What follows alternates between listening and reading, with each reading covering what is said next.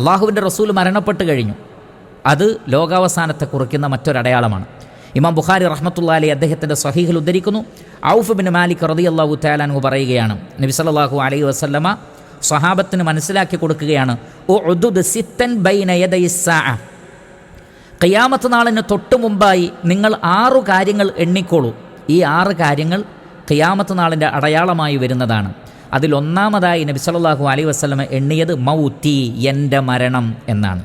അപ്പോൾ നബി സല്ലല്ലാഹു അലൈഹി വസല്ലമ മരിക്കുന്നതോടുകൂടി ലോകാവസാനത്തിൻ്റെ മറ്റൊരു വളരെ വലിയ അടയാളം സംഭവിക്കുകയാണ്. അതുകൊണ്ടാണ് ഇബ്നു മാജ റഹ്മത്തുള്ളാഹി അലൈഹി ഉദ്ധരിക്കുന്ന ഹദീസിൽ കാണാം, അനസ് ബിൻ മാലിക് റളിയല്ലാഹു അൻഹു പറയുകയാണ്, ലമ്മാ കാന അൽ യൗമുല്ലദീ ദഖല ഫീഹി റസൂലുള്ളാഹി സ്വല്ലല്ലാഹു അലൈഹി വസല്ലം അൽ മദീന അളഅ മിൻഹാ കുല്ലു ഷൈ ഫലമ്മാ കാന അൽ യൗമുല്ലദീ മാത ഫീഹി അദ്ലമ മിൻഹാ കുല്ലു ഷൈ. അള്ളാഹുവിൻ്റെ റസൂൽ മദീനയിൽ വന്നപ്പോൾ അവിടെയുള്ളതെല്ലാം പ്രകാശപൂരിതമായി.